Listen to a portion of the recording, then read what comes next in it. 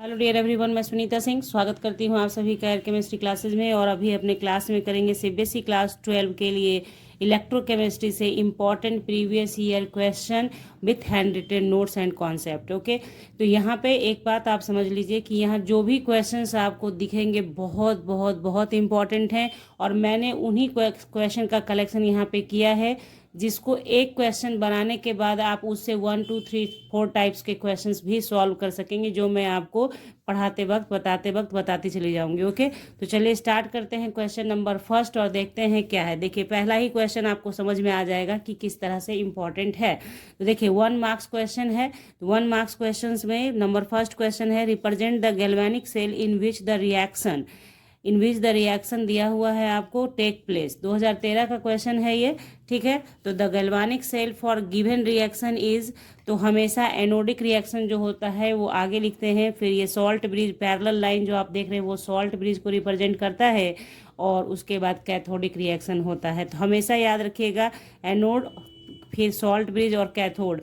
और याद रखने में अगर परेशानी होती है तो हमेशा याद रखिए ए से एनोड होता है और ए अल्फ़ाबेट में पहले आता है सी से पहले आता है ए, इसलिए एनोड पहले फिर कैथोड बाद में। तो यहाँ पे आपको याद रखने में भी परेशानी नहीं होगी, ठीक है। तो एनोड पे क्या है Zn, ये वाला रिएक्शन जो है Zn से Zn2 प्लस का बनना। और दूसरा कैथोड पे क्या बन रहा है Cu2 प्लस से Cu, ठीक है। तो ये आपको ध्यान में रखना है, ये आपको सेल रिएक्शन कहलाता है। सेल मतलब सेल को लिखने का रिप्रेजेंटेशन का तरीका है ये, ठीक है। तो first question very very important है और कॉन्सेप्चुअल क्वेश्चन है। कॉन्सेप्ट आपके समझ में आ जाएगा कि किस तरीके से काम होता है, ठीक है। तो इसलिए पहला क्वेश्चन मैंने ये लिया है। नेक्स्ट क्वेश्चन देखिए, नेक्स्ट क्वेश्चन है the express the relation among the conductivity of solution in the cell constant and the resistance of the solution in the cell. तो देखिए 2011 का ये क्वेश्चन है, कुछ नहीं मेहनत है। ये होता है रिलेशन, मतलब ये रिलेशन मांगा है, यानी आपसे फॉर्मूला बोला लिख दीजिए, ठीक है। फिर सिर्फ देखना है कि आपको फॉर्मूला पता है या नहीं। और यहाँ पे सब किस किस चीज़ को रिप्रेजेंट कर रहा है, कप्पा है ये, के नहीं है, कप्पा है, conductivity, R resistance, L/A cell constant कहलाता है, ठीक है। नेक्स्ट क्वेश्चन है हमारा 1 नंबर का ही है ये, what is meant by limiting molar conductivity. 2010 का क्वेश्चन है ये। तो लिमिटिंग मोलर कंडक्टिविटी क्या होता है, the molar conductivity of solution at infinite dilution is called limiting molar conductivity and is represented by symbol this. तो इस तरह से ये इतना सा आपको लिखना है। इसमें सिर्फ याद क्या रखना था आपको कि molar conductivity eight infinite dilution, बस इतना सा ध्यान रखना है। तो ये आपका क्या होता है, लिमिटिंग। लिए हमने 1 मार्क्स के 3 क्वेश्चंस देख लिए हैं। अब 2 मार्क्स के क्वेश्चंस देखते हैं। 2 मार्क्स का क्वेश्चंस है नंबर फर्स्ट, ठीक है। Define electrochemical cell, what happens when the applied external potential becomes greater than E not cell of electrochemical cell, ठीक है। तो देखिए electrochemical cell is a device that convert the chemical energy of a spontaneous redox reaction into electrical energy. ये definition आप सभी जानते हैं electrochemistry के अंदर कि इलेक्ट्रोकेमिकल सेल एक ऐसा सेल होता है जो केमिकल एनर्जी को चेंज करता है इलेक्ट्रिकल एनर्जी में। क्योंकि हम लोग सेल लगाते हैं जिसमें कि केमिकल होता है और वो क्या होता है, वो केमिकल एनर्जी आपको इलेक्ट्रिकल एनर्जी के रूप में मिलता है, ठीक है ये, ठीक है। नेक्स्ट देखते हैं इसके आगे, if the external applied potential becomes greater than E not cell, यानी ये स्टैंडर्ड इलेक्ट्रोड पोटेंशियल कहलाता है of electrochemical cell, the reaction gets in reversed and electrochemical cell now function as electrolytic cell, ठीक है। मतलब कि अगर आपका external applied potential E naught से ज़्यादा हो जाता है तो वो इलेक्ट्रोकेमिकल सेल जो है वो क्या करेगा, रिवर्स काम करने लगेगा। जो इलेक्ट्रोकेमिकल सेल का काम है उसके जस्ट अपोजिट काम करेगा, जो कि जस्ट लाइक किसकी तरह फंक्शन करेगा, इलेक्ट्रोलाइटिक सेल की तरह करेगा। इलेक्ट्रोकेमिकल सेल और इलेक्ट्रोलाइटिक सेल दोनों में अंतर होता है। ये चीज़ मैंने आपको जब अपने एक वीडियो जिसमें मैंने इलेक्ट्रोकेमिस्ट्री के इंपॉर्टेंट क्वेश्चंस पढ़ाए हुए हैं उसमें दिया है आपको कि इलेक्ट्रोलाइटिक सेल और इलेक्ट्रोकेमिकल सेल में क्या फ़र्क होता है। वीडियो लिंक आपको प्रोवाइडेड रहेगा, आप अपनी मर्जी से उसे देखें, ठीक है। क्वेश्चन 4 हो गया कंप्लीट। यहाँ पे ध्यान दीजिएगा, सारे इंपॉर्टेंट क्वेश्चन आप किसी को भी छोड़ नहीं सकते हैं, ठीक है। क्वेश्चन नंबर 5 है, देखिए 2019 का पूछा हुआ है। हाँ, इसमें मैंने बताया नहीं आपको, इसमें 2019 और 2016 दोनों में पूछा गया था। अब देखिए नेक्स्ट क्वेश्चन है 5 number, using the E naught values of X and Y predict which is better for coating the surface of iron to prevent rust and Y. देखिए कितना इसमें कॉन्सेप्ट वाला क्वेश्चन ज़्यादा रहता है, न्यूमेरिकल भी रहेगा, 5 मार्क्स 4 मार्क्स में जाएगा जब, तो न्यूमेरिकल प्रॉब्लम भी आएंगे, लेकिन कॉन्सेप्ट बहुत ज़्यादा ज़रूरी होता है इसके अंदर। ठीक है, जैसे इसमें कह रहा है कि यहाँ पे आप मतलब ये जो है स्टैंडर्ड इलेक्ट्रोड पोटेंशियल देखें और उसके अकॉर्डिंग ये बताएं कि इसमें से कौन आयरन को कोटेड करने के लिए यूजफुल होगा, यानी आयरन को रस्टिंग से बचाने के लिए। ठीक है, तो अब ये जब आप पता रहेगा कॉन्सेप्ट तभी आप बना सकते हैं। ये भी 2019 में पूछा गया क्वेश्चन है, तो गिवन जो है वो हमने लिखा। ठीक है, उसके बाद देखिए x is better for coating the surface of iron, x is better for coating surface of iron because standard oxidation potential of X is greater than that of Fe. So before oxidation of iron take place, oxidation of X occurs. बात आई समझ में आपके कि यहाँ पे standard oxidation potential of x क्या है, greater है देन Fe, इसलिए क्या होगा, इसी से कोटेड करेंगे आयरन को ताकि ये आयरन रस्टिंग से बच जाए। ठीक है, नेक्स्ट क्वेश्चन नंबर 6 है हमारा, the standard electrode potential E naught for Daniell cell बोलेंगे is plus 1.1 volt, calculate the delta G naught for the reaction this. ठीक है, ये रिएक्शन बहुत बहुत फेमस रहता है क्योंकि यही रिएक्शन आपको पढ़ना ही है, डैनियल सेल बोलिए, गैल्वानिक सेल बोलिए, जो भी बोलना है, यही रिएक्शन मोस्टली यूज होता है, इसी रिएक्शन को बोलते हैं। ठीक है, तो जिंक कॉपर और फिर यहाँ पे दिया है रिएक्शन देखिए आप लोग, और 1 फराडे इक्वल्स टू वैल्यू दे रखा है आपको 96500 कूलाम पर मोल। ये 2013 का क्वेश्चन है। तो देखिए रिएक्शन मैंने यहाँ लिखा, जो वैल्यू दे रखा है वो लिखा, और यहाँ सिर्फ n बराबर 2 दे रखा है। n बराबर 2 का मतलब हो गया यहाँ पे आपका कि वो नंबर ऑफ इलेक्ट्रॉन्स कितना लॉस और गेन हो रहा है उसके बारे में दिया हुआ है। ठीक है, तो delta G minus NF E not ये रिलेशन है, ये आपको याद होना चाहिए। ठीक है, यही होता है रिलेशन। तो इसके बस इसको लिखा और यहाँ पे वैल्यू सारा पुट कर दीजिए और उसके बाद सॉल्व कर दीजिए, आपका आंसर यही आएगा।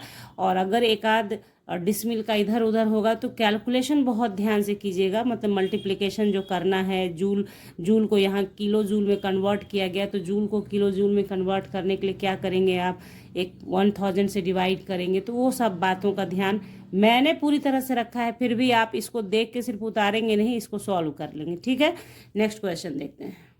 नंबर 7 देखेंगे हम लोग, given that the standard electrode potential E naught for metals are, यहाँ पे 6 मेटल्स के ई नॉट वैल्यूज दे रखे हैं। उसके बाद क्या कह रहा है, arrange these metals in increasing order of their reducing power. 2010 में पूछा गया क्वेश्चन है, तो रिलेशन याद रखिएगा, reducing power inversely proportional to reduction potential हो जाता है, that is as the reduction potential decreases reducing power increases, thus metal in an increasing order of their reducing power. यहाँ पे जो मेटल्स ऊपर दे रखा था उनका वैल्यू ऐसे लिखा गया, और सबसे हाईएस्ट किसका हो जाएगा, रिड्यूसिंग एजेंट कौन सा हो जाएगा, पोटेशियम हो जाएगा। Reason, more negative E naught means that the redox couple is stronger reducing agent. ठीक है, तो ये सारी बातें जो लिखी गई हैं इसको ध्यान में रखिए कि रिड्यूसिंग एजेंट अगर ई नॉट का वैल्यू निगेटिव ज़्यादा है तो वो रिड्यूसिंग एजेंट स्ट्रांग होगा, और ऊपर जब आप वैल्यू देखेंगे तो के का ही ये जो कपल बना है इसका क्या है 2.93 के आगे निगेटिव है, यानी कि ई नॉट निगेटिव वैल्यू ज़्यादा है, इसलिए ये स्ट्रॉन्गर रिड्यूसिंग कैरेक्टर शो करेगा। लेकिन स्ट्रॉन्ग रिड्यूसिंग एजेंट होगा, लेकिन इसका क्या हुआ, रिडक्शन पोटेंशियल कम होगा। ठीक है, तो ये बात आप समझ गए इस रिलेशन के हिसाब।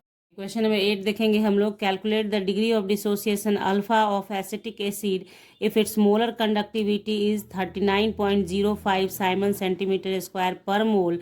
गिवन आपको ये वैल्यू दे रखा है, ये 2017 का पूछा हुआ क्वेश्चन है। तो देखिए सबसे पहले जो गिवन था वो आपने लिखा कि डेल्टा एम दे रखा था क्वेश्चन में, फिर ये भी दे रखा है और ये भी दे रखा है।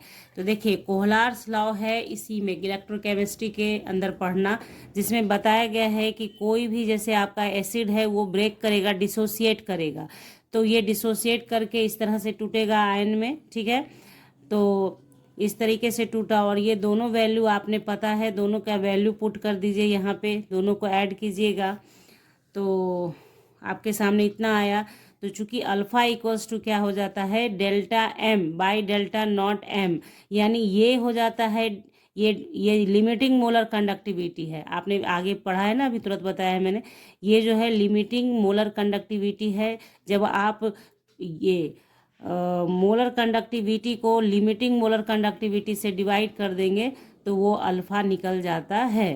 तो यहाँ पे डेल्टा एम ये जो है ये वैल्यू दे रखा था 39.05, और ये वैल्यू आपने अभी यहाँ पे निकाला है लिमिटिंग मोलर कंडक्टिविटी यानी कि इन्फानाइट डाइल्यूशन पर, तो वो 39.05 हुआ, तो अल्फ़ा का वैल्यू 0.1 आ गया। तो यही निकालना था dissociation, degree of dissociation alpha, ठीक है, डिग्री ऑफ डिसोसिएशन अल्फ़ा निकालना था, जो कि आपके सामने है, ठीक है। नेक्स्ट क्वेश्चन देख लेते हैं। देखिए शुरुआत से ही पढ़ना है आपको, 1 नंबर क्वेश्चन जो बताया गया वहीं से स्टार्ट कीजिएगा, क्योंकि जब इस क्वेश्चन को मैं यहाँ लिख रही हूँ तो मुझे ये पता है कि ये चीज़ आप पहचानते हैं, ठीक है। ये चीज़ मैंने पहले ही आपको ये बात बता दी है, इसलिए इसको फिर से एक्सप्लेन करने का नीड नहीं होना चाहिए था, लेकिन फिर भी मैंने किया है, क्योंकि हो सकता है आप स्किप करके डायरेक्ट इस क्वेश्चन पे आए होंगे तो फिर आप समझ ही नहीं पाएंगे कि ये है क्या। तो ध्यान से एक एक करके, ज़्यादा क्वेश्चन तो है ही नहीं, 20+ क्वेश्चंस हैं, ज़्यादा क्वेश्चंस मैंने लिए नहीं है, जो बहुत बहुत इंपॉर्टेंट थे उन्हीं को लिया है। तो एक एक क्वेश्चन देखिएगा तो सब एक दूसरे से लिंक होता चला जाता है, ठीक है, तो उस तरीके से ध्यान रखिए। चलिए नेक्स्ट क्वेश्चन देख है हमारा स्टेट कोहलार्स लॉ। देखिए जैसे ही मुझे लगा कि बच्चे हो सकता है कि कोहलार्स लॉ का यहाँ पे मैंने यूज़ किया ऊपर वाले क्वेश्चन में, तो आप लोग को लगेगा कि क्या होता है वो, तो जस्ट ये क्वेश्चन लिखा है मैंने, state Kohlrausch's law of independent migration of ions, why does the conductivity of solution decreases with dilution, ठीक है।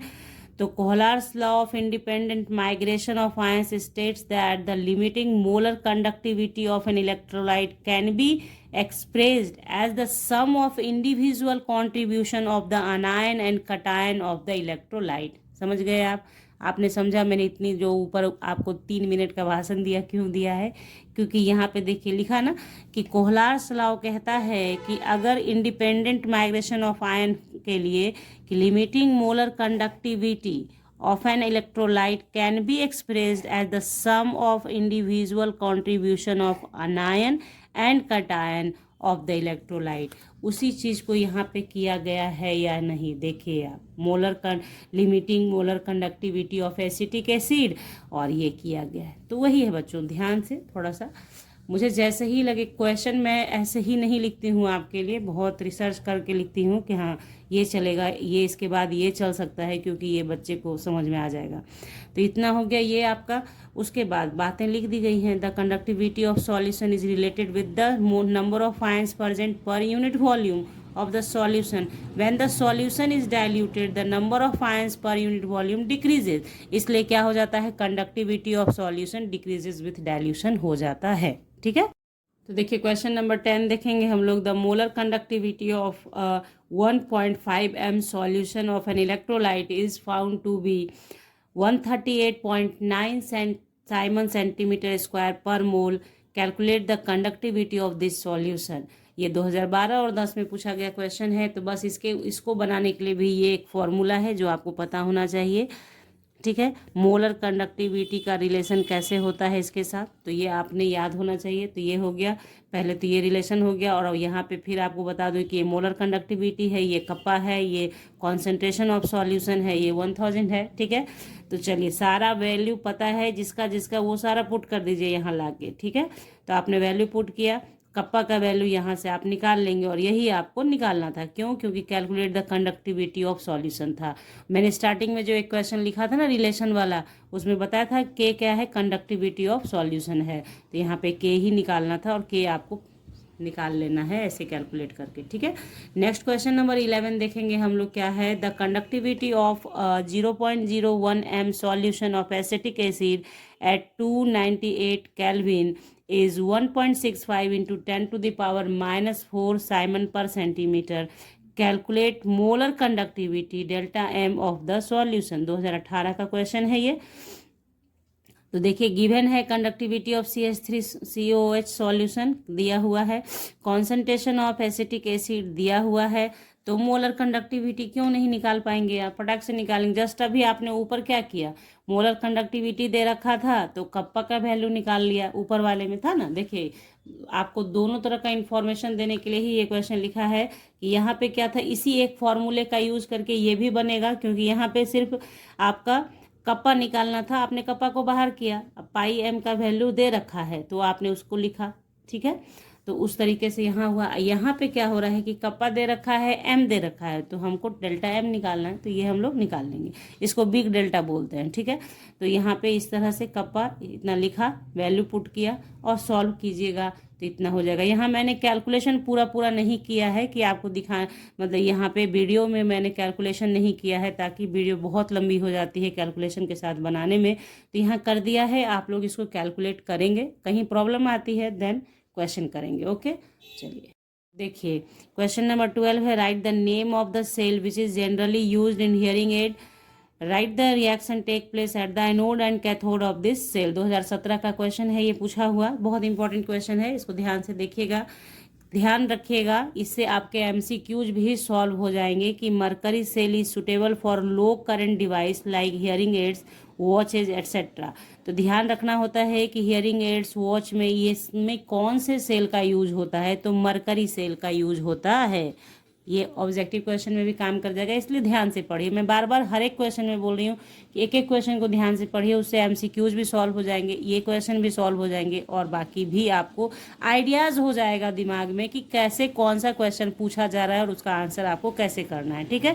तो इस तरीके से, और यहाँ तक अगर आप लोगों ने क्वेश्चन को देखा है, आपको लग रहा है कि बहुत यूजफुल क्वेश्चन है, इंपॉर्टेंट क्वेश्चन मैंने कलेक्ट किए हैं आपके लिए, तो जल्दी से वीडियो को लाइक और शेयर कर लीजिए और आगे पढ़ते रहिए, ठीक है। तो यहाँ देखिए मरकरी सेल का यूज हो गया, the electrode reaction of mercury cell can be written as at anode, ये रिएक्शन होता है, ध्यान से लिखिएगा। एट कैथोड ये रिएक्शन होता है। ओवरऑल रिएक्शन, मैंने ये ओवरऑल रिएक्शन लिखा जाता है, लिख दिया है इस तरीके से। तो यही है आपका मरकरी सेल के अंदर होने वाला रिएक्शन। मेनली सिर्फ आप यही ध्यान रखिएगा कि किस किस चीज़ का यूज है, जिंक का यूज है, HgO का यूज है, तो ये सब का ध्यान रखना होता है आपको। मरकरी है सेल तो मरकरी तो होएगा ही, इसलिए मरकरी होगा, ठीक है। तो ये हो गया आपका क्वेश्चन नंबर 12। 13 पे चलते हैं। देखिए क्वेश्चन नंबर 13 देखेंगे हम लोग। From the given cell, lead storage cell, mercury cell, fuel cell and dry cell, number first है which cell is used in hearing aid. अभी आपने देखा ना मरकरी सेल, ओके, आंसर हो गया इसका। Which cell was use in Apollo space programme, फिर which cell is used in automobiles and inverters, which cell does not have long life, ठीक है।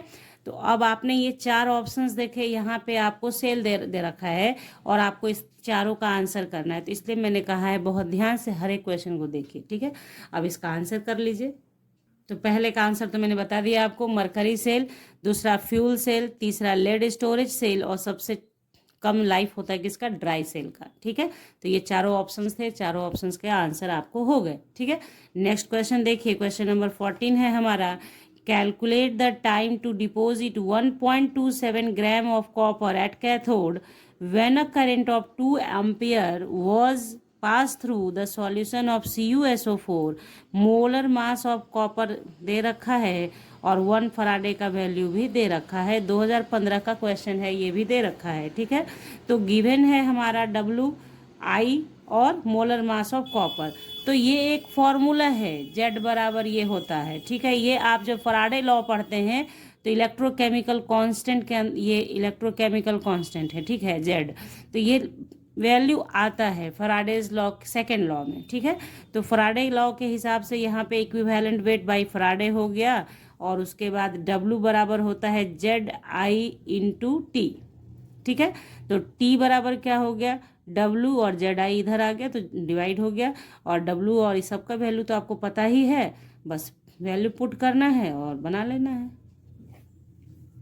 सारा। ये जितना चीज़ है इसका वैल्यू पता था तो T का वैल्यू निकल गया, तो ये सेकंड में आया है और उसको मिनट में आप कन्वर्ट कर लीजिए, ठीक है। तो ये आपका हो गया, तो ये बहुत इंपॉर्टेंट है, ध्यान रखिएगा इसका, ठीक है। क्वेश्चन नंबर 15 देख लेते हैं हम लोग, क्या है। Setup Nernst equation for the standard dry cell using this equation so that the voltage of dry cell decreases with use, ठीक है। कितना अच्छा क्वेश्चन है ये पहले तो आपको नर्स्ट इक्वेशन को ये करना है, बताना है स्टैंडर्ड ड्राई सेल का, सेट करके बताना है ड्राई कैसा होता है नर्स्ट इक्वेशन। और उसके साथ ही साथ आपको बताना है कि ड्राई सेल के यूज के साथ साथ उसका वोल्टेज क्या होता है, डिक्रीज करता है, कैसे वो बताना है। ठीक है, तो ड्राई सेल या लेक्लांसे सेल इसे बोलते हैं, consist of zinc container which act as anode and cathode is carbon यानी graphite rod surrounded by powdered manganese dioxide and carbon. The space between the electrode is filled by a moist of NH4Cl and ZnCl2। तो ये आपका dry cell का composition है, वो कैसे बनाया जाता है। ठीक है, तो देखिए उस रिएक्शन को एनोड पे कौन सा रिएक्शन होता है, कैथोड पे कौन सा रिएक्शन होता है, ओवरऑल रिएक्शन, ये सब लिखा गया है। इसको ध्यान से लिखिएगा और प्रैक्टिस कीजिएगा। उसके बाद आपका क्या है, यहाँ पे नर्स्ट, उसी चीज़ का नर्स्ट इक्वेशन यहाँ पे बैठाया गया है। तो E cell equals to E not cell, और ये इस तरह से 2.303, ये नर्स्ट इक्वेशन है। समझ में आ रही बात, ये नर्स्ट इक्वेशन है जो लिखा गया है सिर्फ यहाँ पे, क्योंकि ये सेटअप करने के लिए कहा गया है क्वेश्चन के अंदर। ठीक है, due to the presence of ions in the overall reaction its voltage decreases with time. ठीक है, 16वां नंबर क्वेश्चन है, the chemistry of corrosion of iron is essentially an electrochemical phenomenon, explain the reaction occurring during the corrosion of iron in the atmosphere. 2011 का पूछा हुआ question है, ये बहुत बारी पूछा जाता है ये क्वेश्चन, कोरोशन से रिलेटेड बहुत इंपॉर्टेंट रहता है। तो ध्यान से देखिएगा इसे कि the chemistry of corrosion of iron is essentially an electrochemical phenomena in which a metal oxide or other salt of metal forms coating on metal.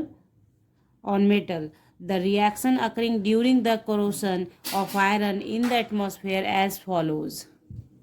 तो यहाँ देखिए वो कोरोशन का रिएक्शन कैसे होता है वो यहाँ लिखा है, इसको लिखकर प्रैक्टिस कीजिएगा। कुछ चीज़ें हैं जो आप ध्यान देंगे, मैंने अपने पहले वीडियोस में बताया हुआ है, जिसका लिंक डिस्क्रिप्शन बॉक्स में मिलेगा आपको, वहाँ मैंने डिटेल में समझा भी दिया है किस तरीके से कटता है, कैसे लिखा जाता है।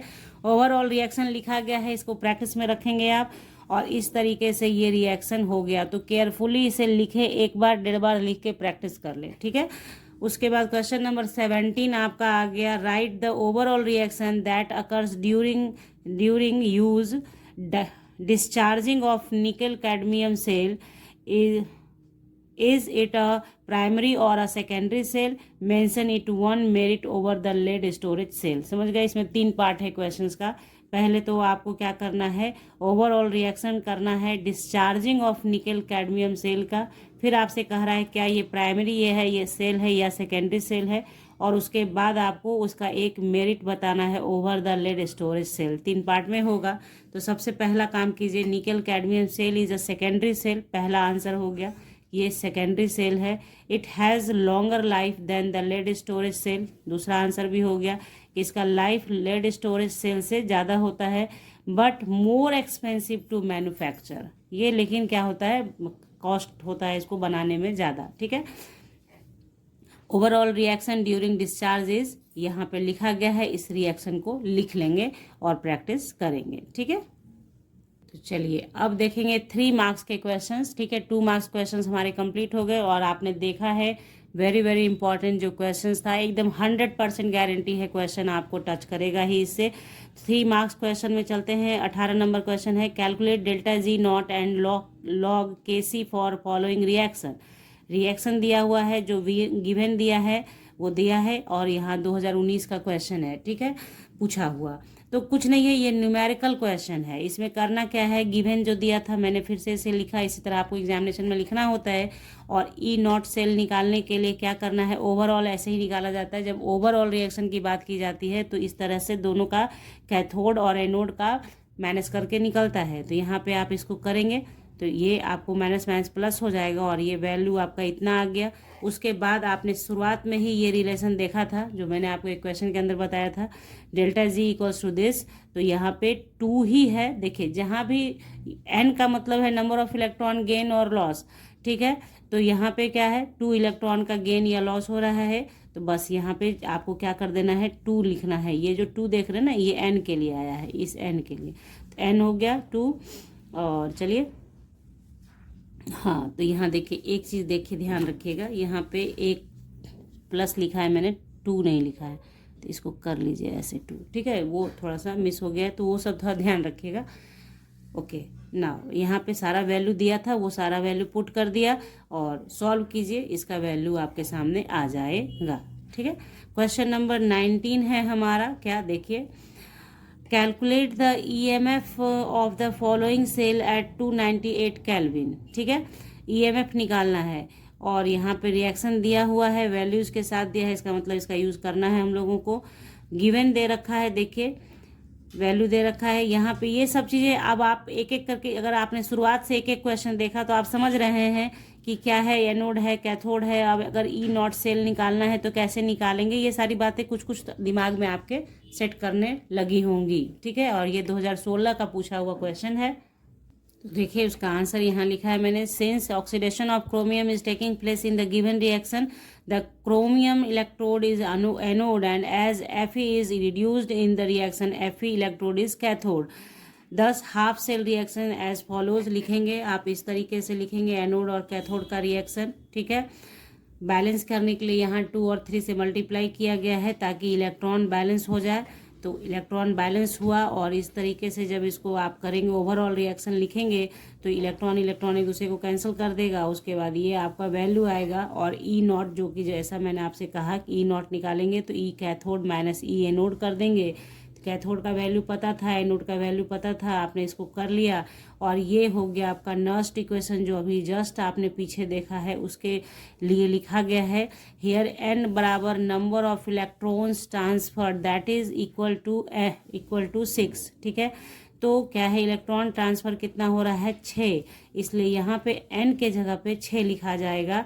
और इस तरीके से जब सारे वैल्यू को पुट कीजिएगा तो वैल्यू आपका 0.31 वोल्ट आ जाएगा, ठीक है।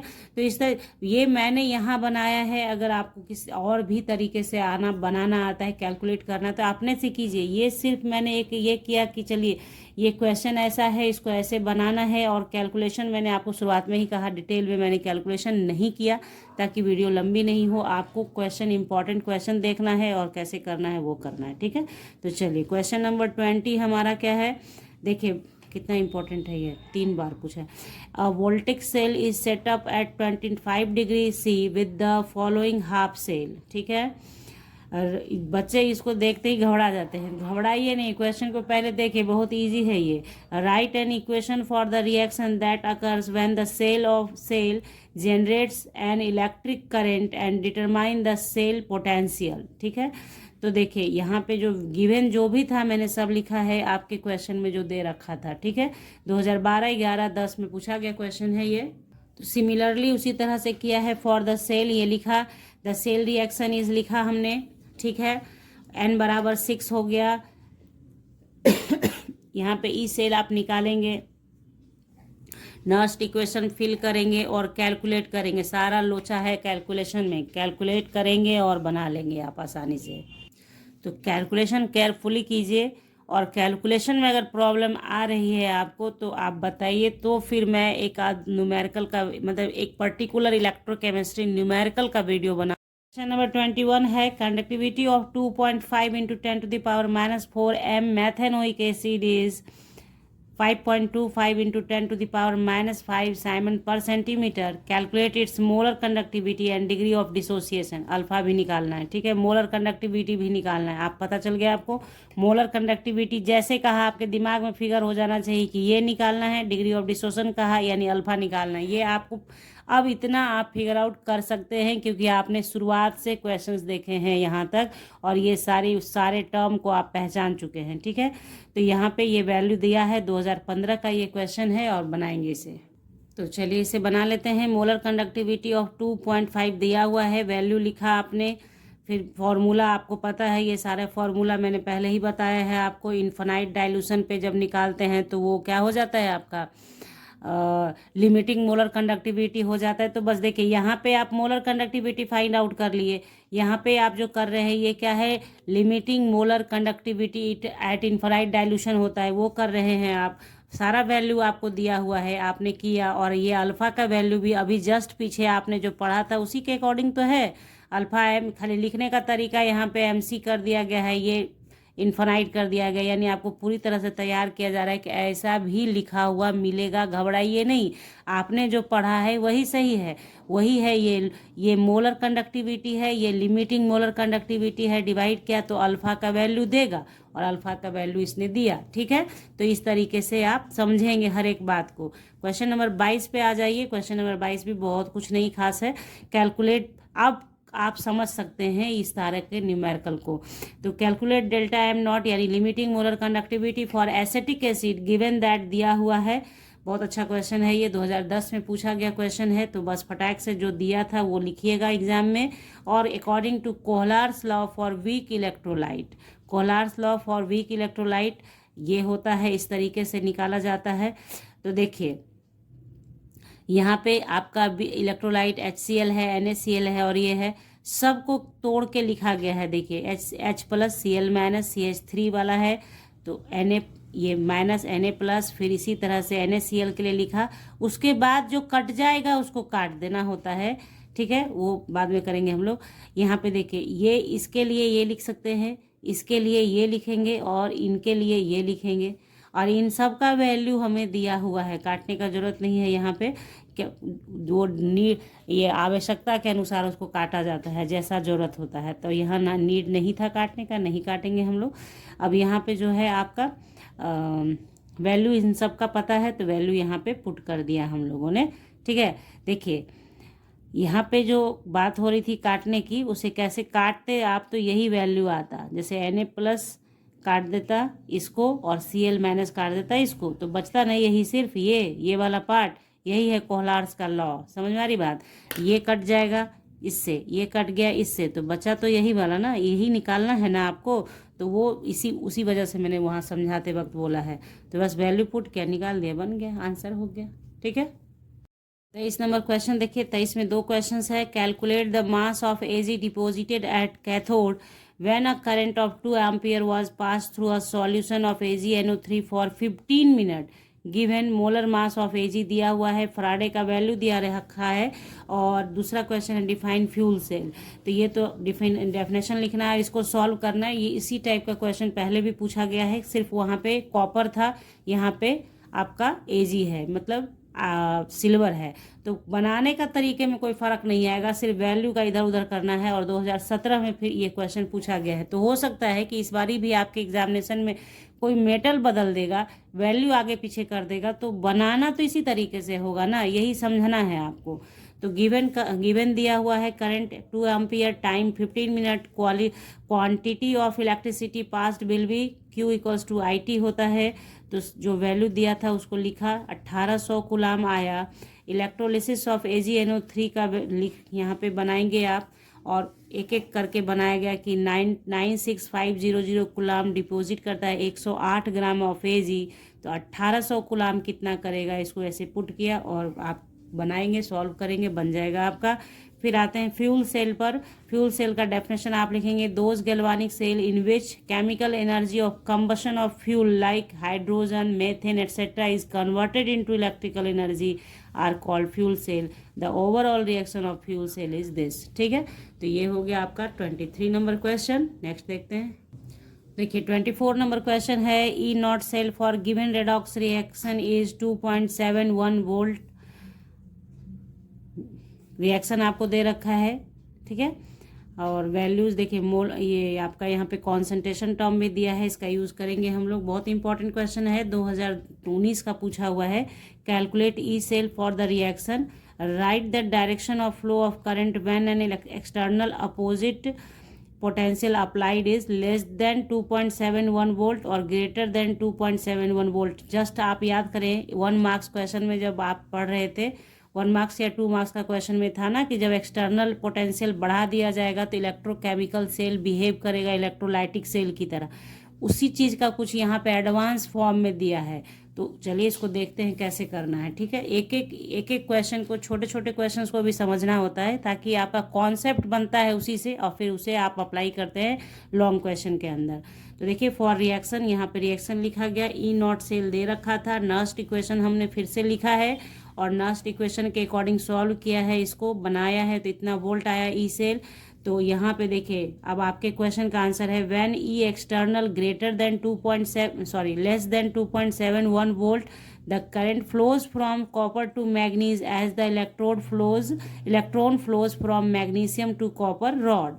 उसके बाद दूसरे नंबर पे क्या हो जाएगा, when E external greater than 2.71 volt the reaction are reversed and so the polarity of electrodes, thus current will flow from magnesium to copper। ठीक है, नेक्स्ट क्वेश्चन।